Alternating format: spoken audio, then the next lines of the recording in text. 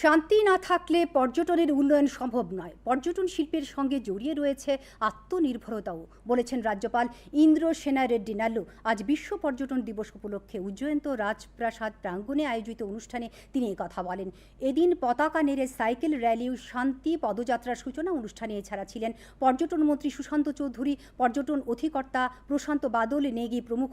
এর আগে শান্তির অমোঘ বার্তা ছড়িয়ে আকাশে সাদা বেলুন উড়িয়ে দেন রাজ্যপাল, পর্যটন মন্ত্রী সহ অন্যরা। পর্যটন মন্ত্রী বলেন, এবছর বিশ্ব পর্যটন দিবসের মূল ভাবনা পর্যটন ও শান্তি।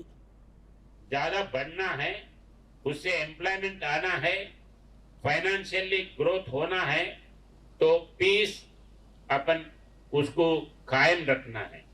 अतिथि देवो भव बोल के अपने संस्कृत में, अपने कल्चर में है। अपन बाहर से आए से जो जितने भी गेस्ट है उसको सीखने का है, उसको आदत करते हुए अपन आचरण में लाते हुए उसको आगे लेके जाने का है। Tripura state is having maximum tourism spots. How we have to exploit, we have to think.